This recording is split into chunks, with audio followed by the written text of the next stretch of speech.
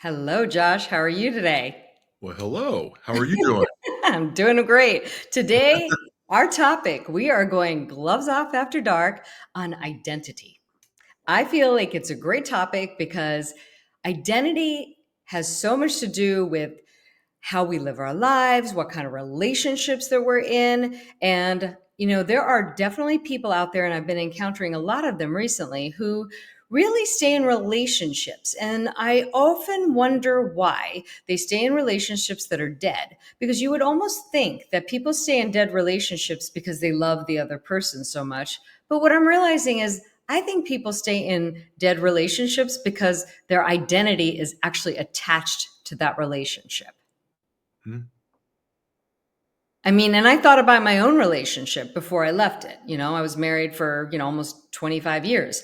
And I honestly wanted to leave long time before, but I felt very codependent in that relationship because number one, I watched a very codependent relationship in my parents. So I think we're just wired to repeat that stuff when we don't know any better. Number one. And then two, I just didn't want to give up that identity of this, oh, I married my college sweetheart and all of these kind of things, and I'm a committed wife, blah, blah, blah. So, have you ever experienced something like that? Well, yeah. On top of being fiercely codependent with abandonment issues, the other part for me was that I had so many secrets. I mean, it was not just not knowing who I was or being willing to admit to who I was. It was all of the secrets. So those relationships, it wasn't just being dependent. It was also that they were the bearers of my secrets. And then I knew how awful of a human being I was. And so to think about that person leaving when in my mind I'm never going to do better, Mm. even while knowing, by the way, I settled in those relationships. I compromised what I really wanted, but then I was in that relationship, and because there was the secrets, because they knew about my alternative lifestyles, whether they were participating in them or not, they knew my drug use, the crimes I was doing, all those secrets. That became my prison. And Yeah. so whether I knew my identity or not, which I didn't, I was fearful of people knowing my identity. And so therefore, this person loved me for this whatever I was, demon. And Mm. so now I'm going to stay. And I need to stay. And if you try to leave, then I'm not going to let you leave because I'm going to love bomb you or I'm going to do what it takes to win you back. But then when I get you back, I want you to leave again. Oh, so the whole runner chaser dynamic.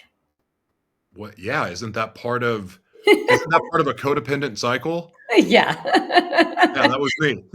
That was me 100%.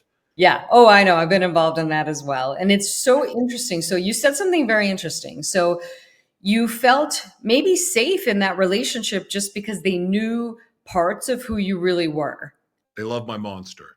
They loved your monster. Or Oh in my my, brain, I thought that. yeah. Yeah. But what was it really? Did they really love your monster or what? You got to wonder if or did they pretend to because it was a codependent relationship?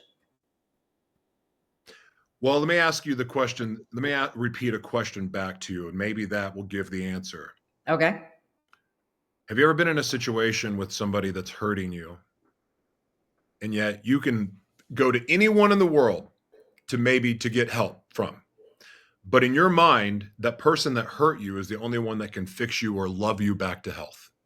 Mm, yeah. So not only have I had that own experience with the abuse that's happened to me, but the abuse I believe, and I can't speak for the other people, but I would believe there's an element of the opposite of that. And then also there's a sense of, I think at some point, the devil we know is better than the devil we don't know. Oh, that is 100% true.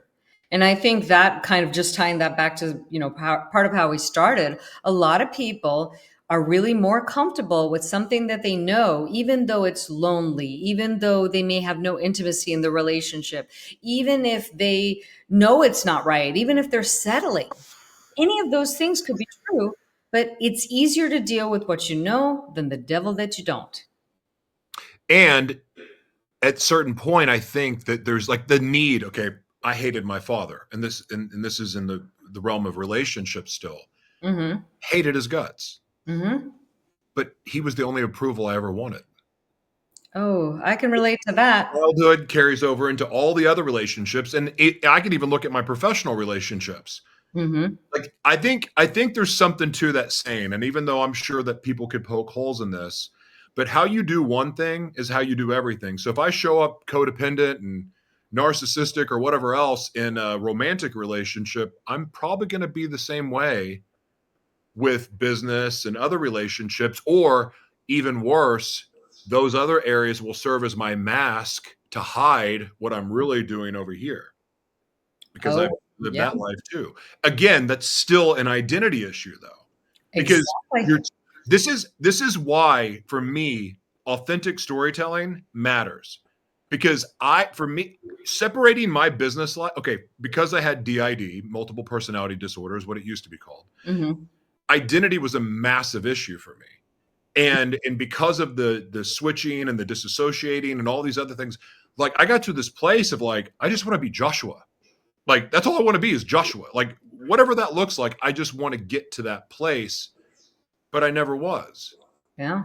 And but like the work for me, so like I don't it's funny because I get to act and do things like that, but I only want to play a character that is already inside of me because I don't want to disassociate anymore. I don't want to be anything that's not me. I want to stay me all the time. And so the reason why I like authentic storytelling is because I found a way to make that business, but my personal life is my business and my business is my personal life. I don't want to have to switch gears. I just want to be able to be in my identity all the time. Whether you like it or not, that's okay.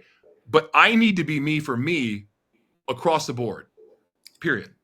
Well, I can completely relate to that. So even though, here's my theory, even though you had DID or have it, I should say, because I don't think it really goes away, I but just quit disassociating. It's been 2 years. okay. So thank Okay. God. Right. So, but I think other people also have versions of that that may not be as extreme. And I can say that, I don't know, and I'm not a psychiatrist, so I'm not going to go into the classifications of things. But what I can say is that I know this is a diagnosis for you, and maybe it was more extreme.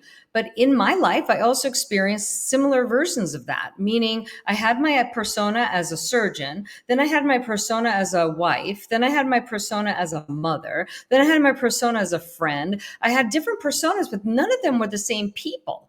So I have just recently, I mean, I'm talking just recently, feeling like my business, my social, my relationships, dating, I'm the same person in all of those aspects of my life. And I would say this just happened somewhat recently. So I did feel like I had multiple personalities. I hated putting on the white coat because I immediately dropped into some disingenuous, inauthentic version of me. I get it. It's like me going into performer mode. Yeah. And that's a high. And I would, to be honest with you, for most of my life, I would have rather been in performer mode because that was the one that tended to get people's approval and people liked the most. Oh, yeah. And then I tried to always stay in that. What you talk about separating yourself from your identity.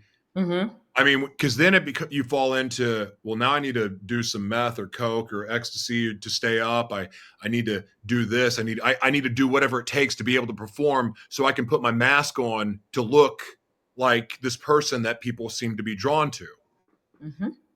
Instead of also showing that there was this other side of me that was sensitive, that was kind-hearted, that was gentle, that was very, very loving, but I thought everybody wanted the performer or the athlete or the whatever. And so like I would give people what I thought they wanted from me at the sacrifice of my own self, and I got further and further away from myself. And then of course mental illness and drugs and all that really separates it. But again, now all I want to be is me. And I don't have to switch gears, but I've worked hard to get to that place and it's not easy and it's lonely. I think we've talked about this privately. To Mm-hmm. to really step into your identity, especially when your identity in itself will separate you from everyone else. because you should be. You're uniquely made. You're uniquely made, so you should be on your own. You Oh yeah. shouldn't try to blend in with everybody else. But society has made it where we need to be in a group. We got to have this, got to have that. So when you defy what the world wants from you, or what the world seems to accept or pat you on the back for, when you defy that to stand in your truth and your identity and be who you are, it's going to create further division. Therefore, you may remove yourself out of boxes, but it becomes very lonely and isolating. So then the new challenge gets to be, am I cool just being with me? And Yeah. then as you get to that place, then you start to notice the people that come in your life, and then you're able to go, is this in line with who I am? Should this person be there, or is this person going to somehow pull me off of center and get me away from who I am, which happens in relationships all the time, Yeah. especially for us codependents. 100%. I mean, it's so funny. You and I, we live in different states, but we have similar experiences, which always shocks me. And, and I didn't even know this about you, but exactly, I've gone through the exact same thing where I have had to really, for me, it was about downplaying my bigness. I guess that's the best way I can explain it. I Mm. tried to be small. Lowering yourself, making yourself Yeah, smaller. What you yeah, mean? more palatable, more okay with other people. So I try not to be too bougie. I try not to be too loud. I try not to be too opinionated. I try not to be too outspoken. And now I am owning it all. I'm like, yeah, this is who I am. I don't care because I just can't pretend because I can't keep track of it all. I'm getting older and I just can't keep track of it all. So I don't want to be anything but me. I feel uncomfortable inside when I'm trying to pretend or perform. I'm immediately off put by people who are performing, so I could feel it. And I'm immediately off put by them, so I can't do it myself. And then I just realized that just like you said, I started to separate myself from a lot of people and they all went away. And that's fine because I think there's a clearing and then there's a vacuum and a void for a period of time. And during that void, which I just got out of about 6 months ago, I learned to be really comfortable with me to the point where if somebody really didn't fit my standard, I'd rather be by myself. That was a hard place for me because I'm an extrovert, but I got there. I got there and decided that that was fine. And then all of a sudden, it was like the world opened up. I moved to a different part of town. I started meeting more like minded people. And now the right people are in my life, and I don't have to shrink to accommodate them. I can be as big as I want. Yeah, And that feels good. it should feel good. It should feel good, but it also has to probably feel a little bit. It's like when you. I don't know if you did. You ever dive off of a high dive before in the swimming pool? I mean, I have, but it scares the Okay, shit out of me. okay. But have you progress like you. There's like you kind of have to work your way into it a little bit. It takes a little bit of time to be able to have that courage and to be able to walk on it, where you can just go up to the highest dive and go, I'm going to jump off of this with no big deal. It takes practice standing in your identity, in your Oh, real truth. It takes practice and it takes courage because it's really, really hard to hear another human being that's another piece of God, just like you. It's mhm. hard to have another human being shame you or put you down for who you are. Right. And it hurts. And it's really, really easy to go, well, I don't give a crap what anyone thinks. It takes time to get there. And then there's levels to that not giving a crap what other people think. In other words, True. because I want you to hate me just as much as I want you to. I want it because I've learned how to harvest that energy. Well, they But before self-select that out of energy your hurt. and then they self-select out of your life, so it almost makes it easier in a way after you get some armor, I think, Yeah. around the feeling of it hurts. But yeah, I agree. It's not easy. I mean, the first many, many, many times it happens, you are very affected by it.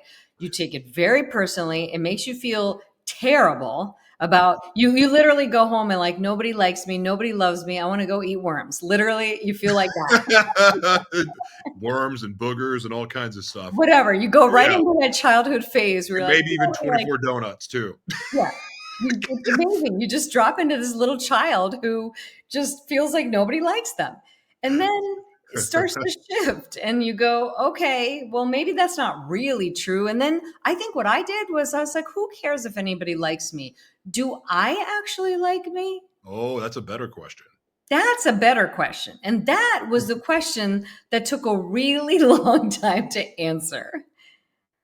I mean, do I really like me? If I wasn't successful, do I like me? If I wasn't, if I wasn't in a relationship, do I like me? If I didn't have any purpose, do I like me? Do I just like me for me without any other external qualifier?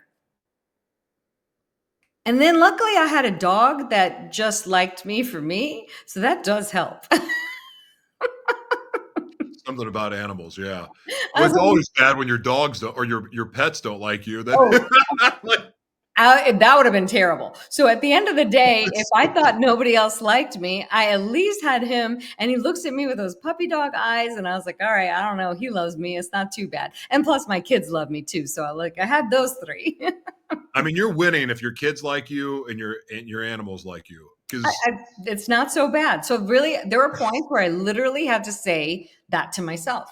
I mean, I joke, but it was really something I was telling myself in those low moments that, okay, well, my kids like me. I must be doing something right because a lot of kids can't stand their parents. They don't answer the phone when you call and all these things. And I said, all right, I must be doing something right. But then after some time, I think really I was able to answer that question of, do I really like me? And the answer was a resounding yes. That's when life feels really good. it does. I have to not like myself a little bit because I have to tell myself I can always be better. I haven't broken out of that where it's good the way it is.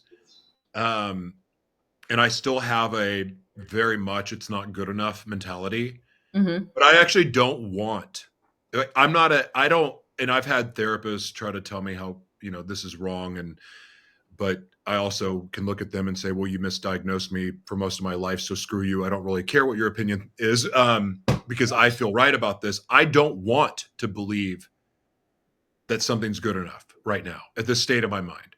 Like I'm not there yet. Maybe that's unhealthy. Maybe that's still part of my wounded identity and my in that I could never hear a good job from my dad, no matter what. Could win golf tournaments, dominate whatever sport I was playing, could make him a bunch of money.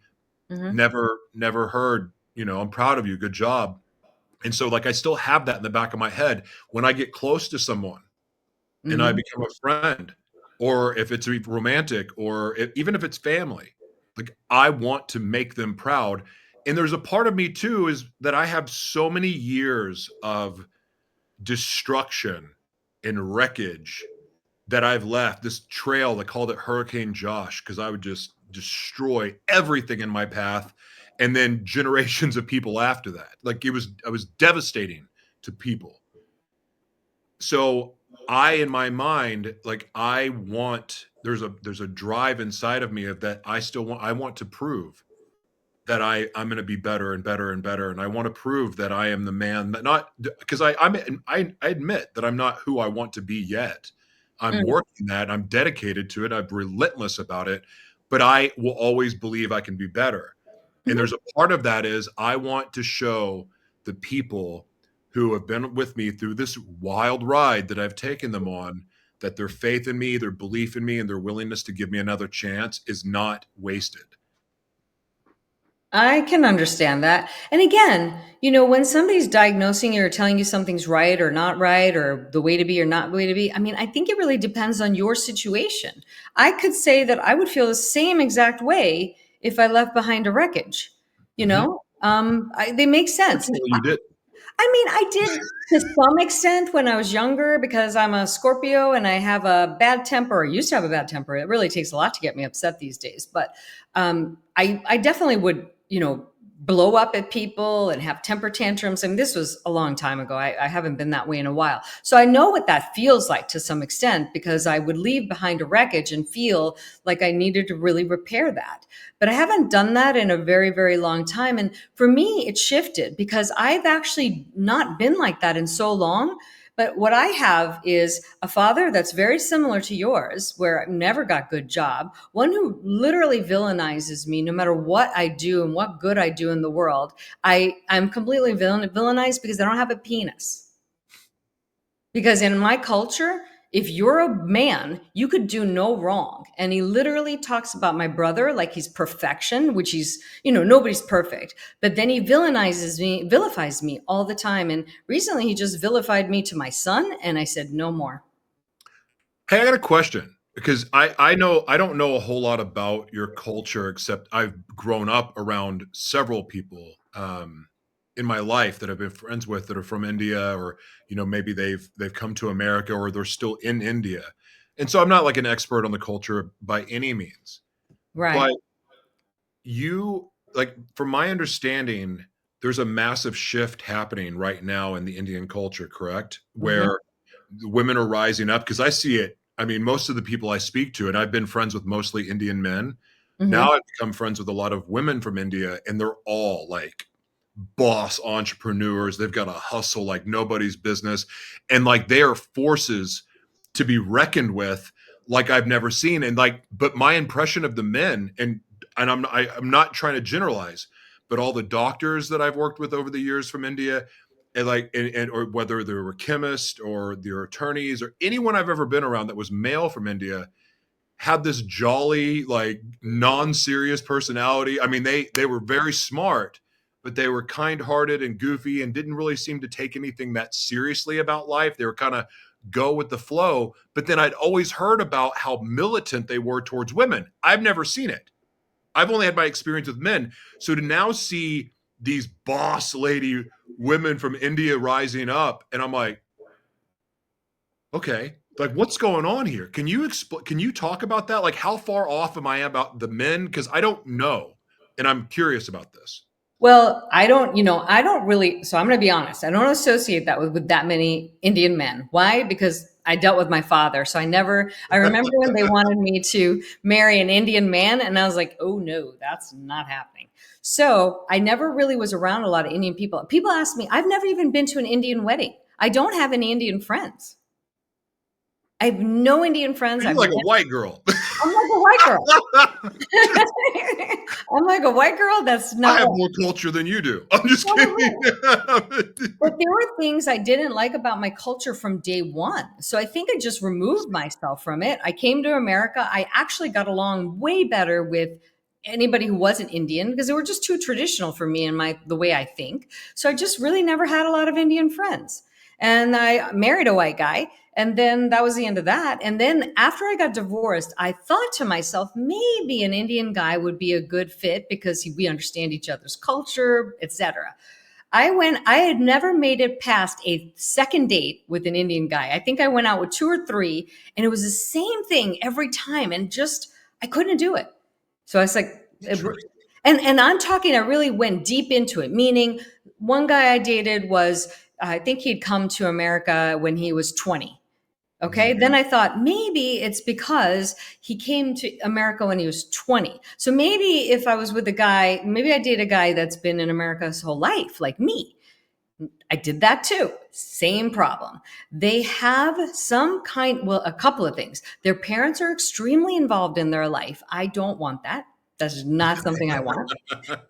Number one. Number two, they do have some, um, and I'm not generalizing. So let me stop here and just give myself a disclaimer. Not everybody's like this, but I'm just saying the experiences From I your had. experience, you're only speaking from your I'm experience. only speaking from my experience. This is what I experienced. And then they would just be very kind of aggressive in a way that American men aren't. Like there's good aggressive and there's bad aggressive. So I'm just going to qualify that. This is bad I know what aggressive. you're talking about. Uh, There's good aggressive and there's bad aggressive, and there's aggressive that's too soon and not the right context because they don't read the room right. They don't read the room. Whereas I've dated lots of different men, American, all kinds of different, cultures and whatnot. This is consistently something I've seen in Indian men, that they're not reading the room. They're not understanding what's happening. What they think is happening and what's really happening are two very different things. that's fascinating. I so, and it's also interesting. that like who you've chosen to date and for your reasons. Like, that makes sense to me. And it seems like culturally, like white people, like there's this belief that whites should only date whites and black people should only date black. Like you should stick with your kind. And Right. I'm like, I'm over here. My grandson is half black and like the coolest freaking kid ever. He Like is so cute. I find mixed races to be beautiful. Like Me too. I'm not drawn to people that look like me.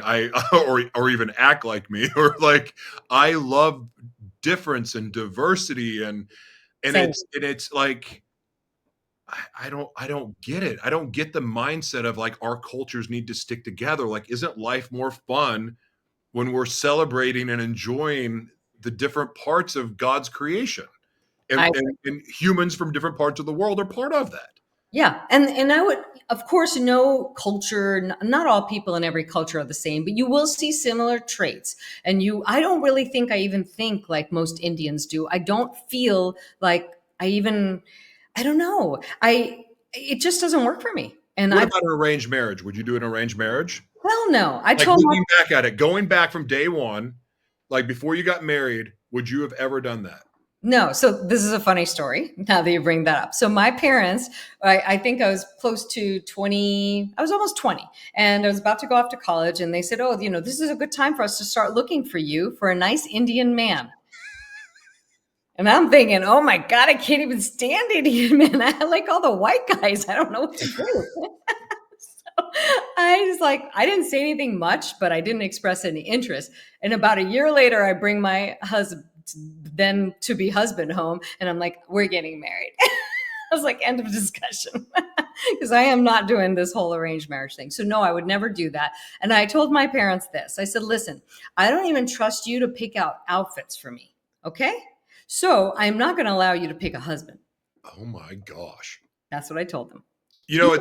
What's My funny poor about parents. that is looking back at my relationship history and how awful it's been, with the exception of a few relationships. I probably would have done better if I would just let my mom arrange marriage for me. I mean, looking back at it, because she's never. Well, I don't want to.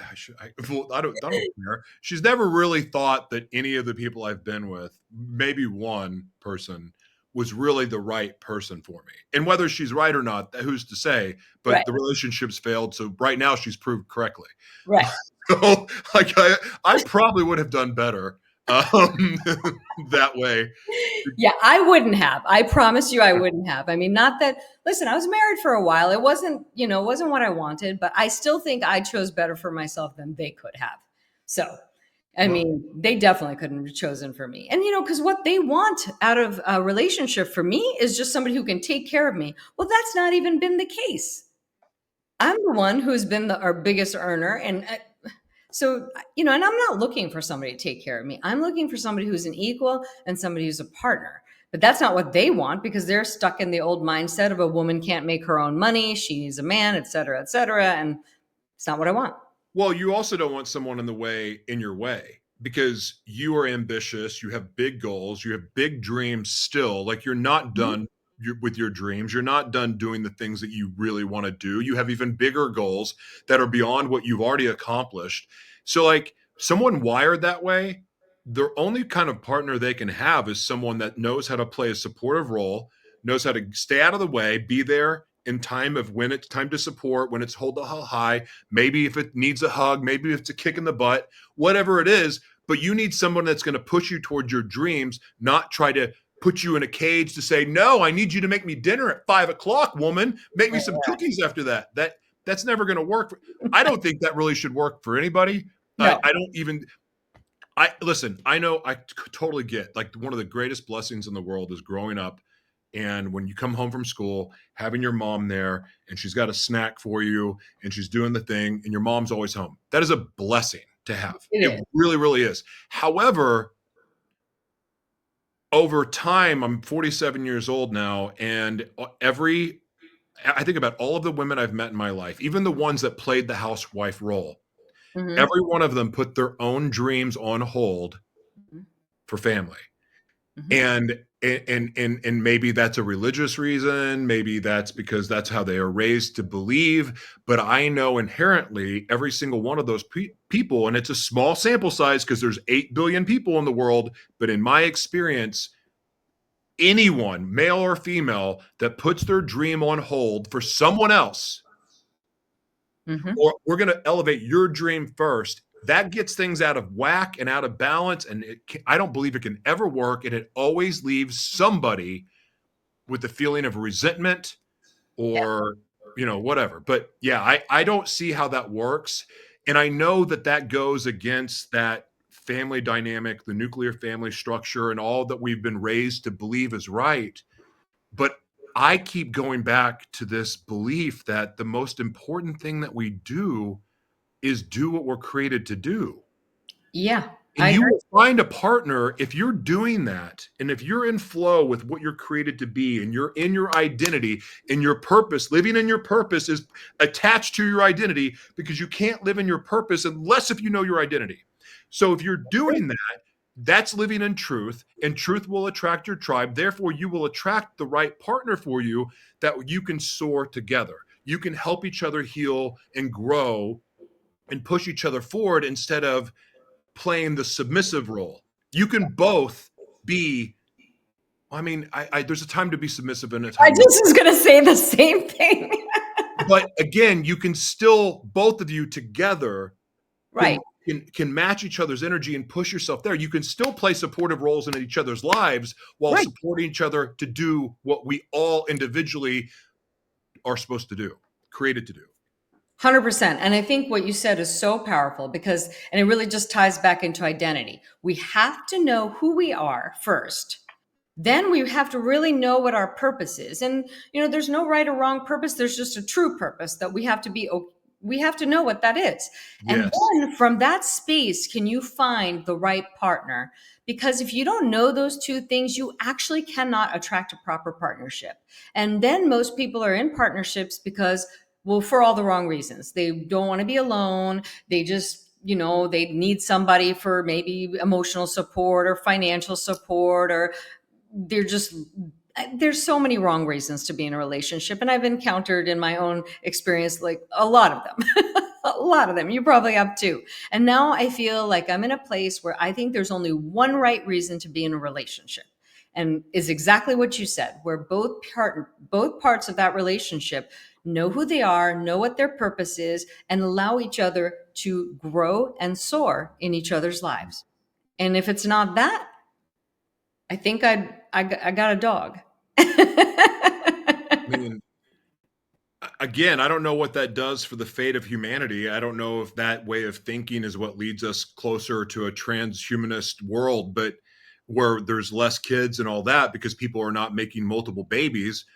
But I don't know. I don't know what is necessarily really, really right or wrong in the bigger picture of things. But again, like if we all are, we know, each of us, we can only speak for ourselves and what that is, because maybe being a Yeah, housewife truly is what someone's role is meant to absolutely. be, and God, because you know what, that's the hardest job in the world. It is a I hard can't job. even imagine a more difficult job. It is. It's um, very hard. but I And don't know a single mom that gave up their ambitions to have a family that didn't, in the back of their head, regret it. yeah, no, you're not wrong about that. Everybody I know has kind of had some regret about that. But maybe I want to clarify something I said. I think also there are different parts of your life and different phases. So meaning that, this is what I want right now, but would I have sacrificed a lot of these things to have at least had a guy that was a good father and a good partner for those years that I was raising my children? Yes, I would have, and I did. Maybe he wasn't like exactly what I wanted, but I made some compromises because I was like, well, this is a decent enough person for me to raise children with. And but then I think that was what I wanted at that point in my life. I was building my practice and all these things and raising my children. That was the phase of life. But then once that phase was over, I really wanted different things. So maybe the real question is, there, or maybe the real story should be that there could be different people that are suitable for you for different aspects of your life.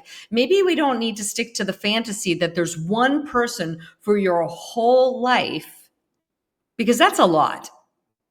I mean, I saw this couple that has been married since high school. They've been married for 80 something years. I saw it Wow. yesterday on social media and I thought, what have they been through? Yeah. Not only the era that they grew up in being minorities, but like what the storms that they weathered. And I was sitting there, I was envious of that I, because it's the ultimate dedication and commitment. It's the ultimate seeing it through. And like, my heart desires a true teammate. Like I don't, it's not the romance. Like romance to me is inspired through accomplishing goals, and romance is like we've shared an experience together. Therefore, romance is the fruit that came out of that experience. Mhm. But this romance before the substance part, I know how fleeting that is. It's might as well masturbate into a sock. It's like the equivalent to me. And it's just, it's a waste. But I, and I also know how fleeting it is. And it's like, or and another thing is it's kind of like doing a line of cocaine. It's so, but if there's, I think going for me anyway, finding the a teammate, a true partner and teammate, and it's not about romance. It's more about friendship and what we can do together, what we can accomplish, and our goals and our ambitions being aligned, so we can help push each other that direction. And when you share that commonality and that goal, think about how amazing that you talk about romance when you celebrate your victories, whether it's your victory or my victory or our victory together. Like that is the kind of romance that I want to be a part of, because the rose petals and all the romantic gestures and all those things, like I get how fun it is, but again, it's just it's a synthetic high in a way. It's not, it's fleeting. But Mhm. when you have something that's just kind of massaged and baked into your DNA, and I'm probably using the wrong example here, but when you're working together and you're growing together and you've invested time and you're doing all those things that you would do with a teammate or a Mhm. partner in business, but you're doing this, and then like the romance that can generate out of that, I believe creates the romance of a lifetime. And for me, that's what I seek. But that's me. And that's not for everybody. Somebody wants the fairy tale because they've watched too many Disney movies. God bless them. Right. But I think some Well, of that stuff has made people stupid. I agree, because those Disney movies, that's not the truth. And I think a lot of women are conditioned to look for that. I know, because I was one of them and I wanted all those things, but I saw that they don't really last. So how I like to say that it is that this love is probably like a recipe. So there are some parts, some ingredients that are really, really important. And I think that what you're talking about with the, partnership and the shared, Mhm. creations are a big part of the recipe. And then the romance is also important, the flowers and all those things Oh and yeah. the date nights, but it's more like the seasonings, I would say. That's kind of how I feel it's not the main ingredient, I because like that. yeah, That I makes mean, sense. the seasoning is important, because if you just have, let's say you're baking a cake, it's the flour and all that is the main ingredient. So what you're talking about, the partnership, the commitment to each other, the shared goals and all of those things. But then if you don't add the other flavors, it doesn't seem as robust. So you need that too. Oh, But I agree small 100%. portion. What motivates me to be that way, because here's the other thing. I am that person that would sing outside someone's door, they're outside their window, and I would play the little guitar even though I don't know how to play, and I don't sing either very well. I mean, I get I am a romantic. I romanticize, I mean, I'm a visionary. I'm a dreamer. I'll romanticize the crap out of anything if you give me a chance to. Like I will. So like, but the inspired romance to like do those loving gestures and things like that. Like I don't like to do things just to do it. Like, oh, I'm going to go buy you flowers just because that's the thing to do. No, there's a reason and a purpose, and there's depth behind why I do what I do. I Yeah. want it to have an extra weight of meaning so that it doesn't come across superficial, because the way that I show love is not through gifts and things like that. It's acts of service, it's words of affirmation. So like for me, when I'm going to do those things, it's a true romantic gesture. Like it's broken me out of my normal comfort zone of how I like to show love, and now I'm like, all right, now I want to give you the seasoning, the sprinkles, the icing on the cake. Yeah. That's where that comes from. But I need to be truly inspired for that. But trust me, I love to be inspired for that. I just have got the order wrong my entire life. I've Mhm. always thought the romance first and lost the substance. And then the other problem with leading with romance first is that it makes sex the like the main thing in the relationship. And how many relationships have we been in that were just really great sex and there was no substance, You're right. but then you don't leave because the sex is great. And then like then you've got some kind of toxic bullcrap, and next thing you know, you're having a baby with somebody you have no business having a baby with, and then all hell breaks loose. I mean, weird things happen because of our bad decisions, because of our lack of of our knowing our identity. Yeah. No, it's Because so if we true. know our identity, if we truly know who we are, Mhm. we don't want to just be with anyone. Like No. our time and energy matters. 100%. And that is the really interesting yet unusual thing that starts to happen. The more and more you know yourself, you actually cannot be, I don't think, I mean, this is just my opinion, you cannot be with a lot of people. I mean, I need time to integrate, I need time alone. I just cannot be around too many people. And I'm very specific about who I spend time with. So the more I am in alignment with myself, that's what's been happening before I go out with anybody because it was a good time. Oh yeah, yeah. I didn't protect my energy at all, and I ended up in a lot of really bad situations because of it. Yeah. Uh, but now I one of the things that I've started doing, because I recognize that I'm a light and people are going to be drawn to me, especially Mhm. with a lot of, I mean, this is what I love about this show is I get to talk about relationships, and I don't get to talk any of the other content I create has nothing to do with this subject matter. And this is my favorite thing to talk about.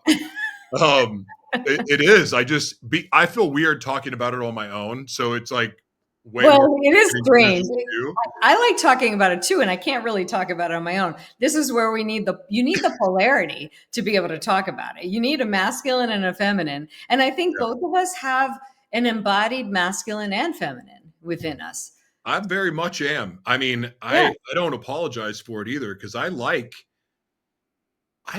being having interests that cross your traditional, gender boundaries or whatever. But I also grew up in a home, my mom was Mrs. America and modeled, and I grew up around, the skincare products everywhere. And like I had my own skincare line and got into making cosmetics, and I'm interested in all that stuff. It's interesting to me. I grew up around fashion shows and pageants and also, sports and other things. So like I like all of it.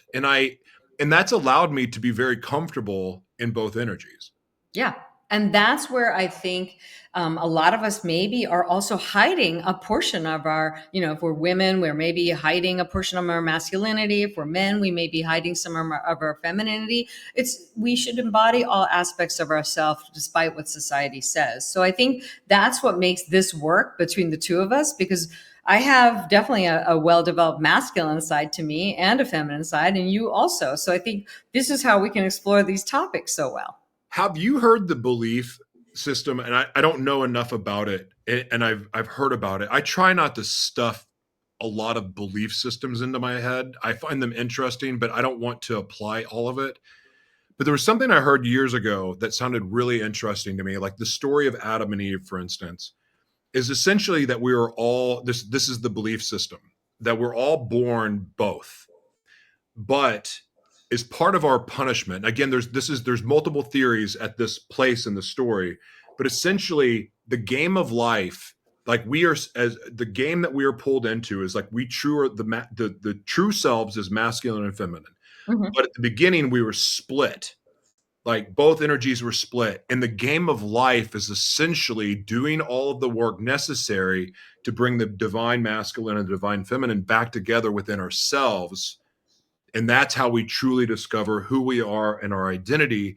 And again, I don't know, I know I probably butchered that belief system, but when I heard it, it was like the perfect timing because I noticed with my own self and how I was being and how I was seeing other people that I had closed that gap, so to speak, because that's around the same time truly started seeing the divine God Right. in all creation, meaning people, meaning animals, meaning the trees and bugs. Like I quit stepping on bugs. I quit, killing flies. I Mhm. know that sounds insane, but I'm like, I'm trying to be hyper aware and sensitive to what God has created and try to appreciate it the most that I can. And what that has allowed me to do is to love people where they're at Mhm. without conditions, without putting a cage over them. And like there's some people I want to put in a cage and go, "You're all mine." Like I just like your energy so much, I don't want to share it with anyone. But that's not love. No. It's No. and that's also preventing them from doing what they are created to do. And Right. so, but that for me was like that moment of realization shifted my whole worldview on everything. And I've been a better person for it since. I've grown more since coming into that than I ever have. And I think it's because it just means I've been able to walk in my true identity for longer than I ever have, if ever. Yeah, well, I love that. I think I'm glad you brought that up because I've read stuff like that too. Maybe not with reference to Adam and Eve, so to speak, but that our whole job in life is to incorporate our masculine and our feminine. And I think often because of our wounds, we may be more one way than another way. So for me, I was overperforming in my masculine, even though I'm a woman.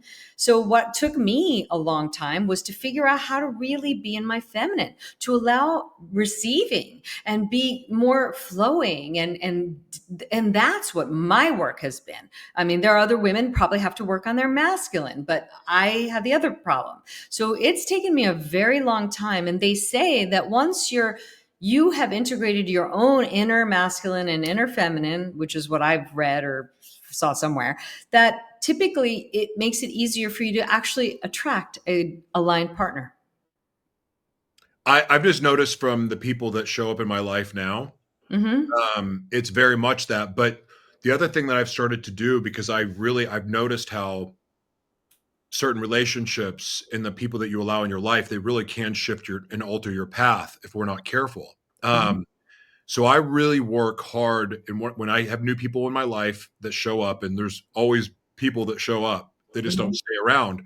But I pray, like, listen, like, okay, God, like, if this person's not for me, like, even if like what I'm going to experience with them is bad, I'm okay with it as long as it's part of my purpose, as long as it's in line with the direction I'm supposed to go. Like, is this going to teach me a lesson I need to know? Right. Whatever. But remove everyone else, remove everything else.